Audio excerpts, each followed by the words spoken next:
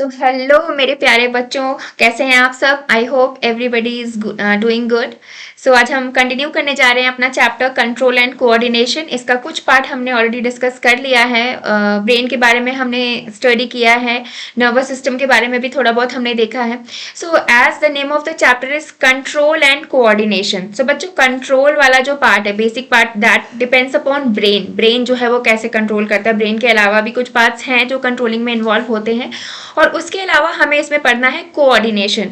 Coordination means मैंने आपको बताया था कि जो हमारे बॉडी के डिफरेंट पार्ट्स हैं वो एक दूसरे से कोऑर्डिनेट करके कैसे फंक्शन करते हैं। दैट मीन्स एक दूसरे से मिलजुल कर कैसे काम करते हैं। उसके बारे में आज हम स्टडी करने जा रहे हैं। Coordination is basically the working together of various organs of the body. हमारी बॉडी के जितने भी अलग अलग ऑर्गन्स हैं वो एक साथ कैसे काम करते हैं। ऑफ एन ऑर्गेनिज्म, एक सिंगल ऑर्गेनिज्म के अंदर बहुत सारे जो डिफरेंट ऑर्गन्स हैं वो कैसे मिलजुल के काम कर रहे हैं इन अ प्रॉपर मैनर। और ऐसा भी नहीं है कि जैसे तैसे कर ले रहे हैं, एक साथ करना है तो किसी ने कुछ सिग्नल भेजा और सामने वाले ने कुछ और रिस्पॉन्स किया, ऐसा नहीं होता। जो ऑर्गन्स का काम होता है it is done in proper manner, मतलब जिस तरह से होना है एग्जैक्टली उसी तरह से सारा काम होता है टू प्रोड्यूस एप्रोप्रिएट रिएक्शन, और जिसकी वजह से हम किसी भी स्टिमुलस के थ्रू जो है वो एप्रोप्रिएट रिएक्शन दे पाते हैं। सपोज अगर आपको कोई कहीं हॉटनेस लग रही है तो आपकी बॉडी को तुरंत फील हो जाता है, फिर उसके बाद आप एप्रोप्रिएट एक्शन ले सकते हो। मान लो किसी रूम में आप बैठे हो, आपको बहुत ज़्यादा गर्मी लग रही है, आपको तुरंत आपकी बॉडी को सिग्नल मिला कि आपको गर्मी फील हो रही है, तो आप कोशिश करते हो, आप विंडोज़ वगैरह ओपन कर देते हो, दरवाज़ा खोल देते हो, एसी ऑन कर लेते हो। तो हम रिएक्शन उस अकॉर्डिंग देते हैं। हमें एटमोसफेयर में, अपने एनवायरमेंट में जैसा स्टिमुलस मिलता है उस अकॉर्डिंग हम रिएक्ट करते हैं। ठीक है, this whole working together of various organs in an organism is called coordination। इसको हम क्या कहते हैं? कोऑर्डिनेशन कहते हैं। सिंपल शब्दों में आप समझो, मिलजुल के काम करना। अब देखो बच्चों, रिसेप्टर्स क्या होते हैं? Receptors are specialised tips of some nerve cells. Nervous system के बारे में हमने पढ़ा। नर्वस सिस्टम किस चीज से मिलकर बना है? नर्व सेल्स का मिलकर बना होता है। That detect the information from the environment. अब एनवायरमेंट से जो इंफॉर्मेशन लेनी है, हमारे एनवायरमेंट में बहुत सारी चीजें एक साथ चल रही हैं, वो इंफॉर्मेशन हमें लेनी है। तो उस इंफॉर्मेशन को लेने के लिए हमारी बॉडी में क्या प्रेजेंट है? रिसेप्टर्स प्रेजेंट होते हैं। हमारी बॉडी में क्या है? रिसेप्टर्स हैं। अब ये रिसेप्टर्स अलग अलग तरह के होते हैं, और ये रिसेप्टर्स बेसिकली नर्व सेल्स के ही पार्ट हैं, क्योंकि नर्व सेल्स ने जिम्मा उठा के रखा हुआ है ना हमारी बॉडी को एनवायरनमेंट में जो भी चेंजेस हो रहे हैं उसके बारे में इंफॉर्मेशन देने का। तो ये रिसेप्टर्स जो है ये नर्व सेल्स के ही पार्ट्स हैं, और एनवायरनमेंट में कुछ भी चेंज हो रहा है, हमारे आसपास थोड़ा सा भी चेंज हो रहा है ना, ये फटाफट हमें उसके बारे में इन्फॉर्म कर दे रहे हैं। एकदम एक्टिव है ये इन्फॉर्म करने में। तो ये रिसेप्टर्स बेसिकली कितने टाइप्स के होते हैं? 5 टाइप के रिसेप्टर्स होते हैं बच्चों, जो यहाँ पे आपको पढ़ने हैं। फर्स्ट है आपका फोनो रिसेप्टर्स। फोनो साउंड से रिलेटेड है, इनर ईयर में होता है। ठीक है, तो ये क्या आपको करता है? Hearing and balance of the body. इसके बारे में, इससे रिलेटेड अगर कोई भी चेंज हुआ तो आपको कौन इन्फॉर्म करेगा? फोनो रिसेप्टर्स। और ये कहाँ प्रेजेंट होते हैं? They are present in the inner ear. ये इनर ईयर में आपके प्रेजेंट होते हैं। फोटो रिसेप्टर, फोटो कहाँ से देखते हैं? आईज से देखते हैं। ठीक है, तो फोटो रिसेप्टर्स कहाँ प्रेजेंट है? आपके आईज में प्रेजेंट है, और ये विजुअल स्टिमुलस देते हैं आपको, जो दिखता है हमें, दिखाई देने में अगर कुछ सडन ऐसा चेंज हुआ तो इसके लिए कौन से रिसेप्टर्स रिस्पॉन्सिबल हैं? Photo receptors. नेक्स्ट है आपका थर्मो रिसेप्टर्स। थर्म, इसको आप टेम्परेचर से कर सकते हो रिलेट, है ना, थर्म। तो इसके लिए कौन रिस्पॉन्सिबल होगा? ये कहाँ होंगे? स्किन में होंगे। और अगर टेम्परेचर से रिलेटेड कोई चेंज हो रहा है तो ये आपको थर्मो रिसेप्टर्स जो है वो इन्फॉर्म करेंगे। ठीक है, सो थर्मो आपके हो गए स्किन के अंदर। नेक्स्ट है आपके ऑल्फैक्टरी रिसेप्टर्स। ऑल्फैक्टरी कहाँ प्रेजेंट है बच्चों? ये नोज में प्रेजेंट है। दैट मीन्स स्मेल से रिलेटेड जो चेंजेस होंगे वो आपको कौन इंफॉर्मेशन देगा? Olfactory receptors. और लास्ट है आपका गस्टेटरी रिसेप्टर्स। ये देखो सारे सेंस ऑर्गन्स हैं आपके, 5 सेंस ऑर्गन्स होते हैं ना, तो ये 5 रिसेप्टर्स भी प्रेजेंट है। फिफ्थ है आपका गस्टेटरी रिसेप्टर्स। ये टंग पे प्रेजेंट होता है, और ये क्या करता है? आपको टेस्ट रिलेटेड इंफॉर्मेशन देता है। सो ये सारे सेंसरी और सेंस ऑर्गन्स हमारी बॉडी में प्रेजेंट ही इसलिए हैं। ठीक है, किसी भी चीज का सेंस हमें देने के लिए। सेंस मीन्स आप समझ सकते हो इंफॉर्मेशन देने के लिए। कोई भी चेंज हो रहा है, कैसा भी सडन चेंज हो रहा है आपके एनवायरनमेंट में, तो उसके बारे में ये फटाफट आपको इन्फॉर्म कर देंगे, आपके जो सेंस ऑर्गन्स हैं। और इस हर सेंस ऑर्गन में आपके रिसेप्टर्स प्रेजेंट हैं। एज फॉर एग्जाम्पल, ईयर में है आपके फोनो रिसेप्टर्स, आईज में है फोटो रिसेप्टर्स, स्किन में है थर्मो रिसेप्टर्स, नोज में है ऑल्फैक्टरी रिसेप्टर्स, एंड आपके टंग पे कौन सा रिसेप्टर प्रेजेंट है, टंग पे है हमारे गस्टेटरी रिसेप्टर्स। सो ये रिसेप्टर्स आपको फटाफट इंफॉर्मेशन देंगे about any change in the environment. अब देखो हम देख लेते हैं कि हमने ये जो रिसेप्टर्स जो है नर्वस सिस्टम के ही हमारे पार्ट होते हैं। So nervous system actually work कैसे करता है, क्या कोई चीज होती है नर्वस सिस्टम में कुछ प्रेजेंट होता है जिसकी वजह से वो फंक्शनल होता है, इतना ज्यादा एक्टिव होता है। सो बच्चों नर्वस सिस्टम का जो आपका मेन फंक्शनल यूनिट है जिससे मिलके आपका नर्वस सिस्टम बना होता है उसको हम कहते हैं neuron. Neuron is the structural and functional unit of the nervous system. Neuron से मिलके ही आपका नर्वस सिस्टम बना है। बहुत सारे न्यूरॉन्स आपकी बॉडी में प्रेजेंट होते हैं, ठीक है, और ये मिलके स्ट्रक्चरल यूनिट्स हैं, ये छोटे छोटे यूनिट्स हैं न्यूरॉन्स, ये मिलके हमारी पूरी बॉडी का नर्वस सिस्टम जो है वो बनाते हैं। अब आओ देखो न्यूरॉन्स के बारे में हम और जानते हैं क्या क्या हमें इनके बारे में फिलहाल अभी पढ़ना है। Neurons are also known as neurons, spelling में थोड़ा सा डिफरेंस है। Nerve cells and nerve fibres are electrically excitable cells. ये कैसे सेल्स हैं, आपके एक्साइटेबल सेल्स हैं। जैसे इनके पास कोई इन्फॉर्मेशन होती है ना, ये एक्साइटेड हो जाते हैं, एक्टिव हो जाते हैं, आप ऐसे समझ सकते हो। और कैसे, इलेक्ट्रिकली एक्साइटेड होते हैं, दैट मीन्स इलेक्ट्रिकल इम्पल्स इनमें जनरेट हो जाता है। That function to process and transmit information. Information transmit तो इनको करना ही है, तभी एक न्यूरॉन से दूसरे न्यूरॉन में, दूसरे से तीसरे न्यूरॉन में, पूरे बॉडी में हमारे न्यूरॉन्स आपके भरे पड़े हैं, ठीक है। सो एक पार्ट से दूसरे पार्ट तक अगर इन्फॉर्मेशन जाना है तो सबसे पहले आपके न्यूरॉन्स होंगे वो क्या होंगे, एक्टिव हो जाएंगे, एक्साइटेड हो जाएंगे। और ये कैसे एक्साइटेड होते हैं, इलेक्ट्रिकली एक्साइटेड, दैट मीन्स इनमें इलेक्ट्रिकल इम्पल्स जो है वो जनरेट हो जाते हैं। In vertebrate animals neurons are the core components of the brain, spinal cord and peripheral nerves. अब देखो न्यूरॉन्स से मिलके ही जो आपके ब्रेन है, spinal cord and peripheral nerves, इनका कोर कंपोनेंट मीन सबसे इंपॉर्टेंट कंपोनेंट जिनसे मिलके ये बने हैं वो न्यूरॉन ही है, ठीक है। सो अगर न्यूरॉन ना हो ना तो आपका नर्वस सिस्टम बिल्कुल बेकार है, कुछ नहीं कर पाएगा। आपको कहीं कुछ भी हो, आपके आसपास में बहुत बड़ा सा भी चेंज हो, आपको कुछ इंफॉर्मेशन उसके बारे में नहीं मिल पाएगी। सो सबसे इंपॉर्टेंट कौन है नर्वस सिस्टम में, न्यूरॉन है। ये फंक्शनल यूनिट है, इससे मिलके ही आपका नर्वस सिस्टम बना। अगर न्यूरॉन नहीं है तो कुछ नहीं है। The primary components of the neurons are, अब देखते हैं न्यूरॉन्स किस किस चीज से मिलकर बना होता है, न्यूरॉन का स्ट्रक्चर क्या है ये आपको यहाँ पे मैं क्लियर करती हूँ। यहाँ पे देखो ये स्ट्रक्चर ऑफ न्यूरॉन है आपका, एक न्यूरॉन है ये। हमारी बॉडी में ऐसे कई न्यूरॉन्स भरे पड़े हैं, एक न्यूरॉन का स्ट्रक्चर हम देख रहे हैं। देखो सबसे पहले ये जो आपको यहाँ पे ये हेयर लाइक स्ट्रक्चर्स दिख रही है आपके डेंड्राइट्स हैं, ठीक है। ये बीच में आपको सेंटर में ये न्यूक्लियस है यहाँ पे प्रेजेंट है। ये जो आपके डेंड्राइट्स को सेंट्रल पार्ट से अटैच कर रहा है, दैट इज कॉल्ड सोमा। ये बीच में जो इसका सेंट्रल पार्ट है इसको हम एक्सॉन बोलते हैं। इस एक्सॉन पे माइलिन शीट भी होती है। और ये बीच ये जो सेल्स दिख रहे हैं आपको यहाँ पे डार्क कलर के सेल्स, ये शिवॉन्स सेल्स हैं। और सबसे लास्ट में ये जो नर्व की एंडिंग है ये यहाँ पे आपको शो की हुई है। सो यहाँ ये स्टार्ट, ये इसका फर्स्ट पार्ट हो गया, ये सेकंड पार्ट हो गया, ये थर्ड पार्ट हो गया, यहाँ पे ये एंड हो रहा है, ठीक है। तो यहाँ जहाँ आपका एक न्यूरॉन एंड हो रहा है यहाँ पे आपका दूसरा न्यूरॉन आ जाएगा, ठीक है। इस तरह से यहाँ से आपका दूसरा न्यूरॉन आ जाता है, ठीक है। एक न्यूरॉन एंड हुआ उसको, ठीक है, ये आपका फर्स्ट वाला पार्ट हो गया। ये आपके यहाँ पे डेंड्राइट्स मान लो। एक न्यूरॉन जहाँ पे आपका एंड होता है वहीं इसके पीछे से दूसरा न्यूरॉन आके ज्वाइन हो जाता है, जिससे जो आपका इंफॉर्मेशन है, जो सिग्नल है वो एक न्यूरॉन से दूसरे न्यूरॉन में यहाँ पे ट्रांसमिट हो जाता है, ठीक है। सो यहाँ ये न्यूरॉन का स्टार्टिंग वाला पार्ट हो गया, ये इसका एंड पॉइंट हो गया, ठीक है। फिर इसके बाद एक और न्यूरॉन प्रेजेंट होगा, यहाँ पे आपका दूसरा न्यूरॉन प्रेजेंट होगा। So first neuron, second neuron, third neuron, इस तरह से जो इन्फॉर्मेशन है वो एक से दूसरे में ट्रांसफर होती रहती है। So this is basically the structure of neuron. इसमें आप ये मेन अभी बेसिक आपको यहाँ पे जो समझना है इंफॉर्मेशन के ट्रांसफर के लिए डेंड्राइट्स हैं, एक्सॉन्स हैं और उसके बाद आपके नर्व की एंडिंग है। ये इंपॉर्टेंट पॉइंट्स हैं आपके न्यूरॉन के। सो चलो अब देखते हैं हम कि क्या होता है बच्चों। अब एनिमल्स में नर्वस सिस्टम और basically transmission of nerve impulse कैसे होता है। कोई भी इंफॉर्मेशन आती है, एक न्यूरॉन आपका एक्टिव होता है तो ये सिग्नल दूसरे न्यूरॉन तक कैसे भेजता है, ठीक है। सो इन्फॉर्मेशन फ्रॉम रिसेप्टर्स, सबसे पहले जो रिसेप्टर्स हैं हमारी बॉडी के उन्होंने इन्फॉर्मेशन ले ली। रिसेप्टर्स जो भी हमने 5 टाइप्स के देखे ना, जैसा भी चेंज हो आपको, सपोज अगर आईज में है, ईयर्स में है, स्किन में है, कहीं ना कहीं तो चेंज आपकी फील हुई, जो रिसेप्टर्स ने है वो इन्फॉर्मेशन गैदर कर ली। सो फर्स्ट स्टेप है इन्फॉर्मेशन फ्रॉम रिसेप्टर्स। अब ये रिसेप्टर्स जो है वो क्या करते हैं, dendritic tip of the nerve cell, dendrites जो होते हैं आपके, यहाँ पे ये इस टिप पे आती है इन्फॉर्मेशन, ठीक है, ये डेंड्राइटिक टिप है, यहाँ पे आपके इन्फॉर्मेशन आ गई। सेकंड हमारा हुआ step dendritic tip of the nerve cell.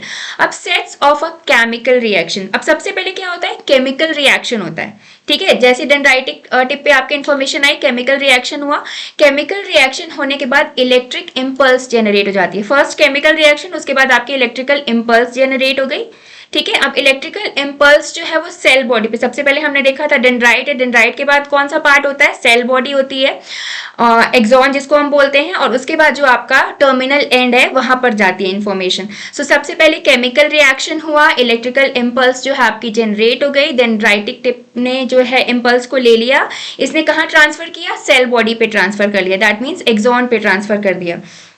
सो यहाँ से आप देखो, सबसे पहले यहाँ पे आपके रिसेप्टर्स ने यहाँ इंफॉर्मेशन दे दी, ठीक है, ये आपके रिसेप्टर्स जो हैं उन्होंने ये डेंड्राइट्स पे इंफॉर्मेशन दी, यहाँ पे इंफॉर्मेशन आई सबसे पहले, ठीक है। अब यहाँ पे एक केमिकल रिएक्शन हुआ, केमिकल रिएक्शन हुआ तो क्या हुआ, इलेक्ट्रिकल इम्पल्स जनरेट हो गई, अब यहाँ पे इम्पल्सेस जनरेट हो गई।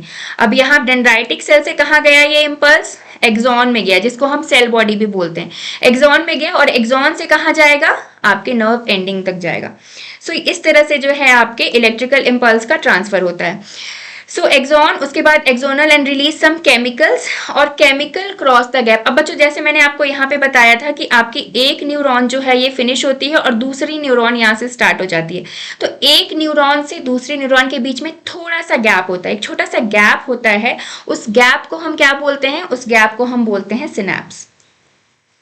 सिनैप्स क्या है बेसिकली, सिनैप्स जो है आपका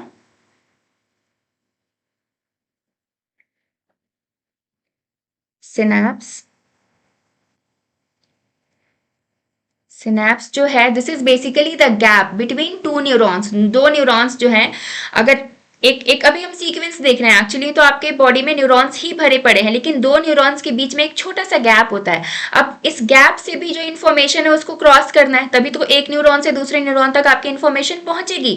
तो सिनैप्स में कैसे आपके इन्फॉर्मेशन का ट्रांसफर होता है, देखो सबसे पहले हमने देखा कि केमिकल रिएक्शन हुआ, इलेक्ट्रिकल इम्पल्स जनरेट हो गया, आपके डेंड्राइटिक सेल में इलेक्ट्रिकल इम्पल्स आया, उसके बाद आपके एक्सॉन में आया, और उसके बाद नर्व एंडिंग तक आ गया आपका इलेक्ट्रिकल इम्पल्स। अब नर्व एंडिंग तक आने के बाद अगेन वहां पे केमिकल्स रिलीज होते हैं, नर्व एंडिंग जो आपकी आई ना वहां पे केमिकल्स रिलीज हुए, और ये जो केमिकल्स हैं ये सिनैप्स को क्रॉस करते हैं, क्योंकि इन्फॉर्मेशन को एक न्यूरॉन से दूसरे न्यूरॉन तक जाना है, जब तक वो सिनैप्स को क्रॉस नहीं करेंगे इन्फॉर्मेशन आगे नहीं जाएगी। तो ये जो केमिकल्स हैं ये सिनैप्स को क्रॉस करते हैं, और उसके बाद अगेन जो दूसरा न्यूरॉन है वहां पे आपके फिर से इलेक्ट्रिकल इम्पल्स जो है वो जनरेट हो जाता है, जो नेक्स्ट न्यूरॉन है आपके वहां पे अगेन इलेक्ट्रिकल इम्पल्स जनरेट हो जाता है, और अगेन सेम प्रोसेस रिपीट होती है। आपके इम्पल्सेस जो है वो डिलीवर्ड कब तक रिपीट होती है, जब तक कि ये आपके रिसेप्टर सेल तक ना पहुंच जाए। ये इन्फॉर्मेशन कहाँ तक पहुंचानी है, मसल सेल्स तक या ग्लैंड्स तक पहुंचानी है, तो जब तक ये इन्फॉर्मेशन वहां तक नहीं पहुंच जाती तब तक ये सेम सीक्वेंस जो है वो रिपीट होता रहता है। अब इसके बाद हमें देखना है what happens in reflex action. बच्चों रिफ्लेक्स एक्शन बेसिकली क्या होता है, ये वैसे एक्शंस होते हैं जो बहुत ही ज्यादा क्विक होते हैं, सडन होते हैं। जैसे कि मैं अभी आपसे बात कर रही हूँ, अचानक यहाँ कोई मान लो पास में अभी ठंड का मौसम है, कोई हीटर वीटर रखा है, मैंने ध्यान नहीं दिया, बगल में मेरे एक हीटर रखा हुआ है और मेरा हाथ अचानक उसके ऊपर पड़ गया, उसकी रॉड गर्म थी, तो आपसे बात करते करते हुए मुझे पता भी नहीं चलेगा कब मैं अपना हाथ ऐसे वापस अपनी तरफ खींच लूंगी। सो ये एक्शंस इतने ज्यादा क्विक होते हैं कि इनको हम रिफ्लेक्स एक्शंस बोलते हैं। दैट मीन्स रिफ्लेक्स मीन्स किसी के बदले में हो गया, हम कहते हैं ना रिफ्लेक्शन, किसी चीज की जो परछाई पड़ती है वो रिफ्लेक्शन होती है। तो जैसे ही किसी हॉट ऑब्जेक्ट पे मेरा हाथ गया या फिंगर गई, फटाफट जो मेरा हाथ है ना, ये मेरी बॉडी जो है वो इस हाथ को वापस अपनी तरफ खींच लेगी, रिफ्लेक्शन हो जाएगा, ये रिफ्लेक्स एक्शन एक यहाँ पर आपका जो है वो हो जाएगा। सो बेसिकली रिफ्लेक्स एक्शंस का क्या पाथवे होता है, कुछ तो हमारी बॉडी में ऐसा सिस्टम होगा ना, कैसे हम इतने क्विक हो जाते हैं किसी किसी सिचुएशन में। सो उसके बारे में हमें यहाँ देखना है what happens in reflex actions. So pathway, अब देखिए कोई भी एक्शन हो रहा है, हमारी बॉडी कोई भी एक्शन कर रही है तो उसका एक पाथवे होता है, सिग्नल्स जो है वो ट्रांसमिट होते हैं, एक जगह से दूसरी जगह जाते हैं, बॉडी में एक पूरा प्रॉपर पाथवे जो है वो फॉलो किया जाता है। So pathway of impulses in reflex actions, reflex action का भी कोई ना कोई पाथवे जरूर होगा, कहीं ना कहीं तो इन्फॉर्मेशन जाएगी, तभी तो हमारी बॉडी रिएक्ट कर रही है। सो रिफ्लेक्स एक्शंस का जो पाथवे होता है उसको हम कहते हैं रिफ्लेक्स आर्क, रिफ्लेक्स आर्क अलग है, रिफ्लेक्स एक्शंस अलग हैं। एक्शंस हमारा बेसिक रिजल्ट है, ठीक है, एक्शन जो हम कर रहे हैं, जैसे हम रिएक्ट कर रहे हैं वो हमारा एक्शन है, और उसके लिए जो पाथवे हमारी बॉडी में फॉलो होती है उस पाथवे को हम रिफ्लेक्स आर्क कहते हैं। अब इस रिफ्लेक्स आर्क में क्या क्या इंक्लूडेड होता है बच्चों? इसमें होते हैं आपके receptors, sensory neurons, CNS, motor neuron and effector neuron, ये सारे आपके इसमें इन्वॉल्व होते हैं। अब देखो बेसिकली होता क्या है, nerves from all the body parts meet in the spinal cord on their way to the brain. सारे जो नर्व्स हैं हमारी बॉडी के, फाइनली उनको कहाँ तक सिग्नल पहुंचाना है? ब्रेन तक। हमारे ब्रेन को सब पता होता है बॉडी के साथ क्या चल रहा है, कहाँ कब किस चीज की जरूरत है, ये सब कौन हैंडल करता है? ब्रेन हैंडल करता है। तो ब्रेन को आप मान लो कि बॉस है, हमारी पूरी बॉडी का बॉस कौन है? ब्रेन है। अब इस ब्रेन ने ना इतना ज्यादा इस पे लोड हो गया, वर्कलोड हो गया है कि इसने अपने लिए मैनेजर रख लिया है, छोटे मोटे कामों को देखने के लिए इसने एक मैनेजर रखा, और उस ब्रेन का मैनेजर कौन है? Spinal cord.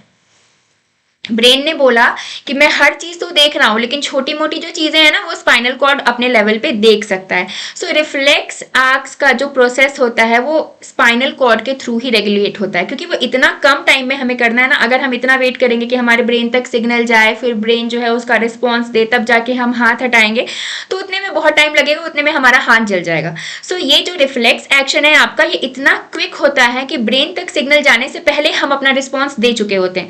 तो इतनी अथॉरिटी जो है आपके ब्रेन ने स्पाइनल कॉर्ड को दे दी कि जब ऐसी इमरजेंसी वाली सिचुएशन आएगी ना, कि जब तुझे फटाफट कोई डिसीजन लेना होगा, तो मेरे तक इन्फॉर्मेशन तुम बाद में पहुंचा देना, ठीक है? मैंने तुमको इतनी छूट दे दी है, मुझे तुम बस बाद में इन्फॉर्म कर देना कि एक इमरजेंसी सिचुएशन आई थी जिसके लिए मुझे काम करना पड़ा, तो मैंने काम कर दिया, तो ब्रेन इसके लिए ओके हो गया। सो स्पाइनल कॉर्ड से ही हमारे रिफ्लेक्स एक्शंस जो है वो मेंटेन होते हैं। अब देखो क्या प्रोसेस होता है। Reflex arcs evolved as a function in the absence of thought processes in animals. सोचने का प्रोसेस यहाँ पे मिसिंग होता है। रिफ्लेक्स आर्क्स जो होते हैं उसमें हम सोचते नहीं है, बिना सोचे ही हमारा काम हो जाता है। However after complex neuron networks are evolved, reflex arcs continue for quick responses बहुत ज्यादा क्विक होते हैं, और ऐसा नहीं है कि ब्रेन को इन्फॉर्मेशन मिलती नहीं है, ब्रेन को इन्फॉर्मेशन दी जाती है, लेकिन उसके पहले ही हम एक्शन ले चुके होते हैं। सो देखो बेसिकली बच्चों रिफ्लेक्स आर्क में होता क्या है। सबसे पहले एक रिसेप्टर हुआ, दैट मीन्स अगर मैंने अचानक से कोई हॉट ऑब्जेक्ट को टच किया तो रिसेप्टर कौन सा हुआ? मेरा स्किन हुआ। इसने रिसीव की इन्फॉर्मेशन कि सडन चेंज हुआ है कुछ एनवायरनमेंट में। अभी तक मेरा हाथ नॉर्मल कंडीशन में, लेकिन अचानक अगर मैंने कोई हॉट ऑब्जेक्ट को टच किया तो यहाँ पे जो रिसेप्टर है उसने इन्फॉर्मेशन पहुंचानी शुरू कर दी कि कुछ सडन चेंज हुआ, बॉडी के साथ कुछ गलत हो रहा है, इसको बचा लो, टाइम पे इसको बचा लो, नहीं तो जो आपकी बॉडी है वो बर्न हो जाएगी। तो ये रिसेप्टर तक सबसे पहले इंफॉर्मेशन पहुंची। अब रिसेप्टर के बाद आता है सेंसरी न्यूरॉन। सेंसरी न्यूरॉन वो है बच्चों जो आपके इंफॉर्मेशन को, सिग्नल को रिसेप्टर से लेके और कहाँ तक लेके जाता है? स्पाइनल कॉर्ड तक लेके जाता है। रिफ्लेक्स एक्शंस के बारे में हम बात करें। रिफ्लेक्स एक्शन में आपके जो सेंसरी न्यूरॉन्स है ना, ये इंफॉर्मेशन को आपके लेके जा रहे हैं, और कहां तक लेके जा रहे हैं? इफेक्टर ऑर्गन तक, जो आपका, हाँ यहाँ पे देखो, यहाँ पे ये जो डायग्राम है ना, यहाँ पे ये आपका रिसेप्टर है, इसने कोई हॉट ऑब्जेक्ट को है टच किया। अब यहाँ से ये जो नर्व्स लेके जा रही हैं सिग्नल को, देखो ये लेके जाएंगे पहले बॉडी में, उसके बाद ही कुछ ना कुछ रिएक्शन होगा। तो ये आपके हो गए सेंसरी न्यूरॉन। ये कौन से न्यूरॉन्स हैं? हमारे सेंसरी न्यूरॉन्स।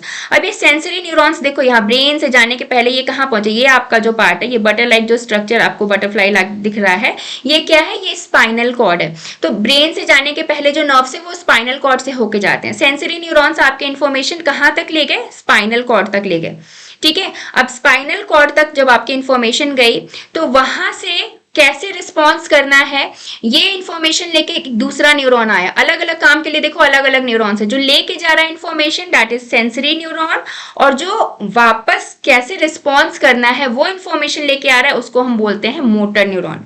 पहला काम है सेंसरी न्यूरॉन का, इसने इंफॉर्मेशन स्पाइनल कॉर्ड तक पहुंचा दी, और उसके बाद स्पाइनल कॉर्ड ने जैसे रिएक्ट किया कि अच्छा ठीक है, अगर ये गर्म है तो तुम फटाफट हाथ पीछे खींचने के लिए बोल दो, जो रिसेप्टर ऑर्गन है उसको बोल दो कि अपना हाथ वो पीछे की तरफ खींचे। ये इंफॉर्मेशन लेके कौन आया? Motor neuron. ठीक है, अब ये मोटर न्यूरॉन आया, यहाँ पे आपको आई का एग्जांपल दिया हुआ है, लेकिन मैं यहाँ आपको हॉट ऑब्जेक्ट का बता रही हूँ। यहाँ पे ये जो हॉट ऑब्जेक्ट है ना, आई की भी ब्लिंकिंग को आप कर सकते हो। जैसे मान लो अचानक आपकी आईज पे कोई बहुत ज्यादा लाइट होती है, लाइट जैसी पड़ती है, मैं आपसे भी बात कर रही हूँ, अचानक सोचो मेरी आंखों पे अगर कोई कहीं से बहुत ज्यादा लाइट आए तो मेरी आंखें खुद ब खुद ऐसे ब्लिंक हो जाएंगी, आंखें इंसान की बंद हो जाती हैं। सो वो भी सिचुएशन आपका रिफ्लेक्स एक्शन के अंडर ही आता है। सबसे पहले रिसेप्टर, फिर इंफॉर्मेशन जो लेके गया वो सेंसरी न्यूरॉन, फिर आपके स्पाइनल कॉर्ड तक इंफॉर्मेशन पहुंची, स्पाइनल कॉर्ड से जो इंफॉर्मेशन लेके आया वो मोटर न्यूरॉन, फिर ये मोटर न्यूरॉन अगेन आपके जो भी रिसेप्टर जो अफेक्टेड सेल्स हैं वहां तक जाएगा और उसको बताएगा कि आपको कैसे रिस्पॉन्स करना है। So this is the basic pathway of the reflex action. इस तरह से रिफ्लेक्स एक्शंस जो है आपकी बॉडी में होते हैं। अब देखो बच्चों, how does nervous tissue cause action, जो नर्वस टिश्यू है वो कैसे एक्शन करते हैं। When a nerve impulse reaches the muscle, अब जब एक कोई नर्व इम्पल्स है, सपोज अगर वो आपके मसल तक पहुंच गया तो मसल फाइबर्स में क्या होता है, कुछ तो ऐसा होता है ना। जैसे अगर हम आईज के बारे में बात करें, अचानक लाइट आई तो हमारी आईज जो है वो बंद हो जाती हैं। तो मसल्स कैसे रिएक्ट करते हैं, क्या चेंजेस होते हैं मसल्स में जिससे कि आप रिएक्ट कर पाते हो।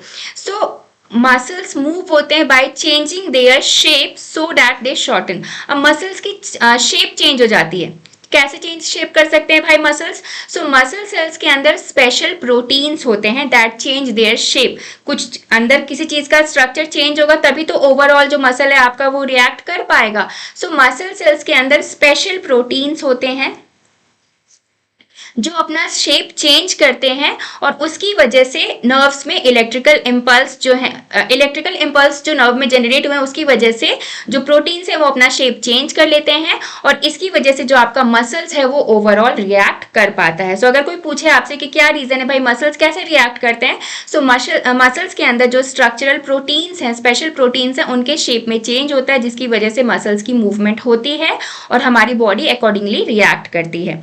So this gives the muscle cells a shorter form. अब देखो मसल्स भी आपके दो तरह के होते हैं, कैसे, एक फर्स्ट होते हैं वॉलेंट्री मसल्स और सेकंड होते हैं इनवॉलेंट्री मसल्स। वॉलेंट्री मसल्स किनको बोलते हैं, जो हमारे अकॉर्डिंग वर्क करते हैं, जिनको हम डिसाइड करते हैं कैसे मूव करना है। The muscles attach to skeleton, they can be move as we decide. अब जैसे मेरी हैंड है, मैं कुछ लिख रही हूँ तो मुझे अगर ए लिखना है तो हमें पता है किस डायरेक्शन में अपने हैंड को हमें मूव कराना है, ठीक है। सो ये वॉलेंट्री मसल्स हो गए। लेकिन कुछ मसल्स ऐसे होते हैं जो हम डिसाइड नहीं करते कैसे मूव करेंगे, उनको हम इनवॉलेंट्री बोलते हैं। सो वो हमारे कंट्रोल में नहीं होते। जैसे आपका जो हार्ट है वो भी मस्कुलर ऑर्गन है ना, लेकिन हार्ट बीट कैसे होती है उसको आप डिसाइड नहीं करते, वो खुद ब खुद होता है। आईज की जो आपकी ब्लिंकिंग है वो हमेशा हम डिसाइड नहीं करते, खुद ब खुद होता है। सो वो किसके अंडर आते हैं, इनवॉलेंट्री मसल्स के अंदर आते हैं। सो ये कुछ टर्म्स हैं जो हमें समझनी है। ठीक है बच्चों, देखो अभी हमने स्टार्टिंग में ही करा था कि हमें इस चैप्टर में नर्वस सिस्टम पढ़ना है और एंडोक्राइन सिस्टम पढ़ना है। ह्यूमंस के अंदर नर्वस सिस्टम और हार्मोनल एंडोक्राइन सिस्टम दोनों होता है, लेकिन जब हम प्लांट्स के बारे में स्टडी करेंगे तो प्लांट्स में नर्वस सिस्टम नहीं होता, उनके अंदर हमें केवल हार्मोनल सिस्टम या फिर एंडोक्राइन सिस्टम ही पढ़ना है। अब देखो हम बात करते हैं हार्मोनल सिस्टम में, तो उसमें दो तरह के ग्लैंड्स होते हैं, एक होते हैं एक्सोक्राइन ग्लैंड्स और दूसरे होते हैं आपके एंडोक्राइन ग्लैंड्स। अब इनमें क्या डिफरेंस होता है।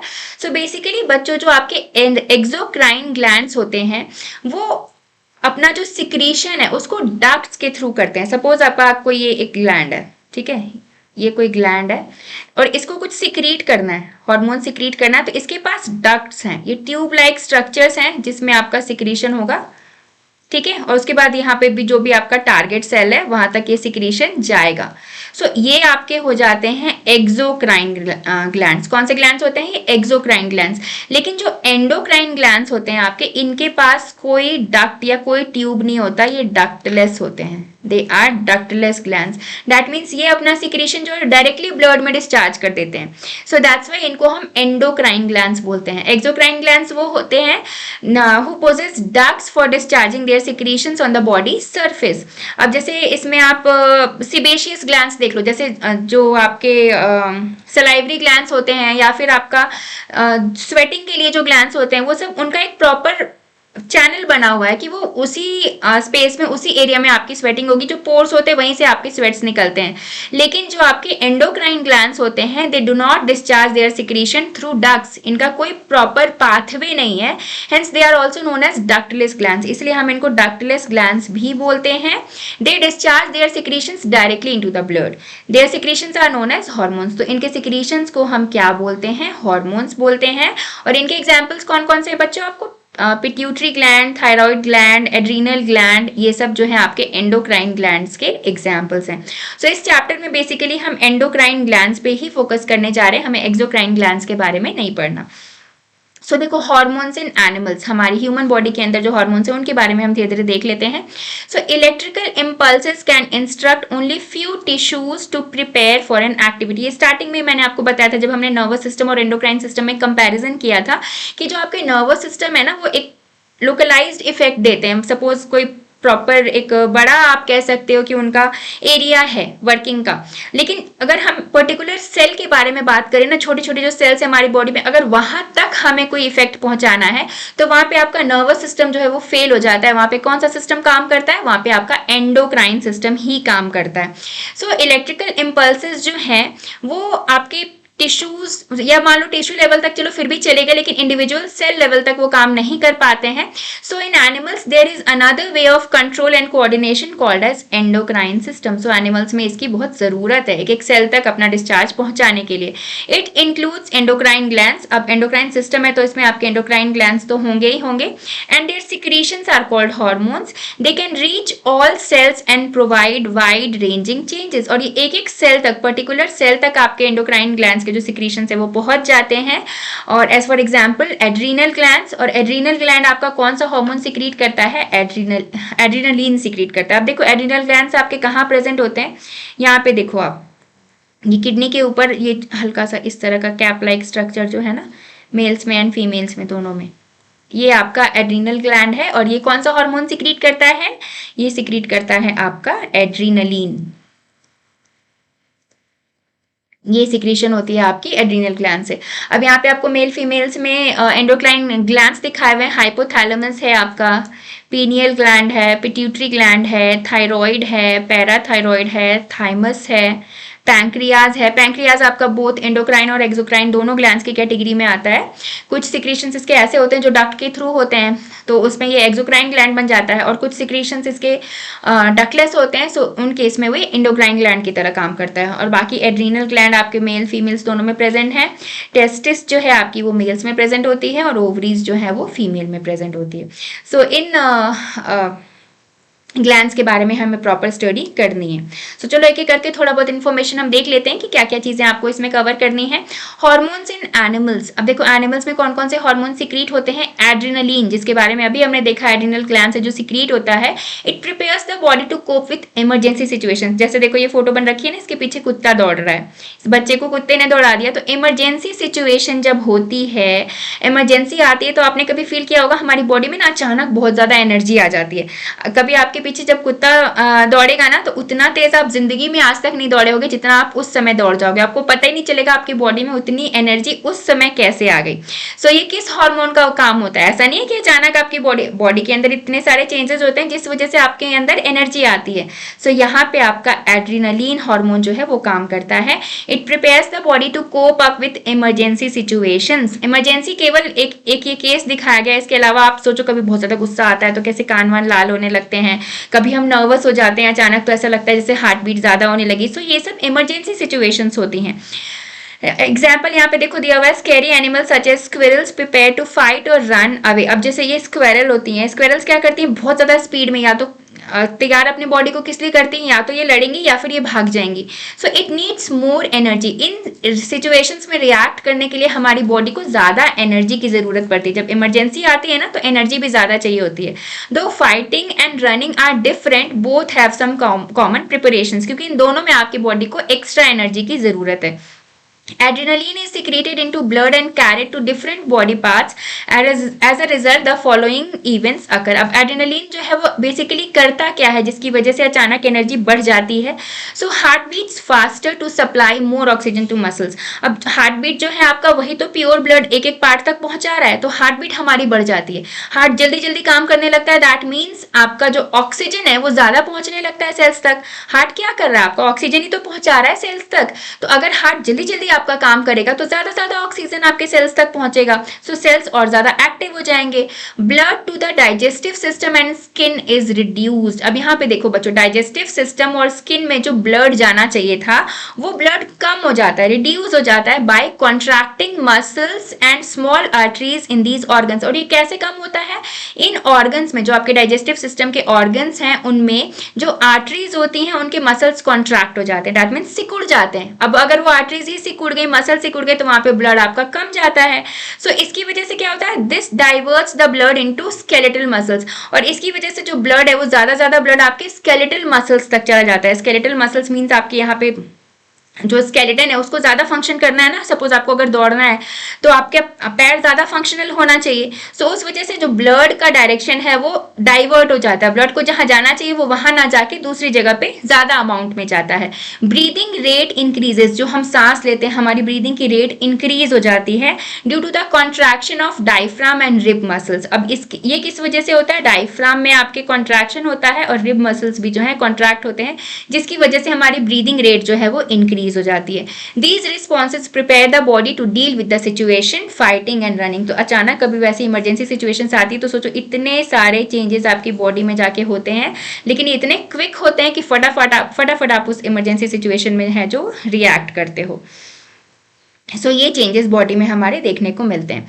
अब हॉर्मोन्स इन एनिमल से देखो इसमें और क्या है? The timing and amount of hormone released are regulated by feedback mechanism. अब ये जो हार्मोन्स अगर सडन सिचुएशन चेंज में रिलीज होते हैं, मान लो इमरजेंसी सिचुएशन में जैसे जो हार्मोन रिलीज हुए, तो इनका टाइमिंग एंड अमाउंट ऐसा नहीं कि लगातार फिर रिलीज होते रहेंगे.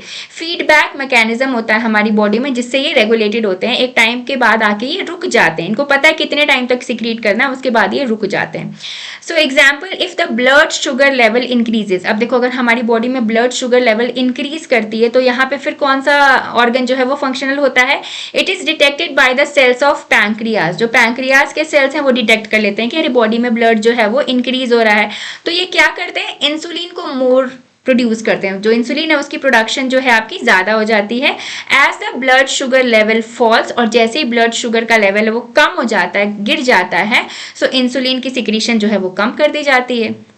ब्लड अगर ज्यादा हुआ तो इंसुलिन भी ज्यादा प्रोड्यूस होनी शुरू हो गई, और जैसे ही ब्लड शुगर लेवल आपका नीचे गया, पैंक्रियाज को पता चल गया कि ब्लड शुगर लेवल अब नीचे चला गया है, तो आपकी इंसुलिन जो है वो रिड्यूस हो जाती है. सो इस तरह से आपके ग्लैंड्स जो है वो काम करते हैं. Some important hormones and their functions. So अभी देखो और इसके अलावा कौन कौन से हमारे बॉडी में हॉर्मोन्स हैं और उनका क्या फंक्शन होता है. Hypothalamus releasing hormones. अब हाइपोथैलेमस जो ग्लैंड है वो कौन सा हार्मोन रिलीज करता है, या बेसिकली वो करता क्या है? हाइपोथैलेमस आपके पिट्यूटरी ग्लैंड को स्टिमुलेट करता है. पिट्यूटरी ग्लैंड से बोलता है हार्मोन रिलीज करने के लिए. It stimulates pituitary gland to release hormones. और फिर उसके बाद पिट्यूटरी ग्लैंड आपका कौन सा हार्मोन रिलीज करता है? Growth hormone releasing factor. जो आपका हाइपोथैलेमस है वो ग्रोथ हार्मोन रिलीजिंग फैक्टर ये रिलीज करता है. हाइपोथैलेमस ने पिट्यूटरी को सिग्नल दिया, ये रिलीज करके पिट्यूटरी को सिग्नल दिया, और इसके बदले में, इसके रिफ्लेक्शन में जो पिट्यूटरी ग्लैंड है आपका वो ग्रोथ हार्मोन को सिक्रीट करता है. जीएच ग्रोथ हार्मोन है, ये कौन सिक्रीट कर रहा है? Pituitary gland. सो ये इस तरह से बेसिकली कोऑर्डिनेशन में वर्क होता है. अब पिट्यूटरी ग्लैंड जो है आपका stimulates growth and development of the body. Growth hormone secrete कर रहा है तो ग्रोथ एंड डेवलपमेंट को स्टिमुलेट करेगा. और इसकी जो डेफिशिएंसी है, अगर ग्रोथ हार्मोन किसी की बॉडी में कम है, सोचो अगर ग्रोथ हार्मोन ही नहीं है तो बॉडी जो है वो ग्रोथ प्रॉपर नहीं कर पाएगी. सो उस सिचुएशन में क्या देखने को मिलता है? ड्वार्फिज्म. हाइट अचानक बहुत ज्यादा कम होती है ना किसी इंसान की, तो उनकी बॉडी में ग्रोथ हार्मोन की डेफिशिएंसी होती है. और अगर इनका ओवर प्रोडक्शन हो जाए, देखो सब कुछ एक मेंटेन कंट्रोल्ड लेवल पे होना चाहिए. अगर कम है तो ड्वार्फिज्म हो गया, अगर बहुत ज्यादा है तो फिर ग्रोथ बहुत ज्यादा हो जाएगी, तो उसको हम गिगैंटिज्म कहते हैं. ठीक है. सो हर चीज आपकी कंट्रोल्ड वे में होनी चाहिए. नेक्स्ट इसमें अब हमें देखना है कि और कौन से हार्मोन्स होते हैं। थायराइड ग्लैंड जो है आपके वो हार्मोन सिक्रीट करें जिनको हम बोलते हैं थायरॉक्सिन। अब ये क्या करते हैं, इनका क्या फंक्शन है, it regulates carbohydrate protein and fat metabolism for balanced growth. अब हर चीज का मेटाबॉलिज्म भी जरूरी है, तभी तो आपकी ग्रोथ जो है वो बैलेंस हो पाएगी। Iodine is essential for synthesis of thyroxine. अब कहते हैं ना, आपने एड में देखा आयोडाइज्ड सॉल्ट खाना चाहिए हमें, आयोडीन वाला नमक खाना चाहिए। क्यों खाना चाहिए, क्योंकि आयोडीन जो है वो बहुत ज्यादा इसेंशियल होता है आपके थायरॉक्सिन की सिंथेसिस के लिए। थायरॉक्सिन अगर प्रॉपर नहीं होगा तो बॉडी में दिक्कत आएगी। So deficiency of iodine causes goitre. और अगर आयोडीन कम है किसी की बॉडी में तो उससे एक बीमारी होती है जिसको हम गॉइटर कहते हैं। और गॉइटर में क्या होता है, बेसिकली जो नेक है ना, नेक वो आपका स्वोलन हो जाता है। दैट मीन्स बहुत ज्यादा स्वेलिंग इसमें देखने को मिलती है।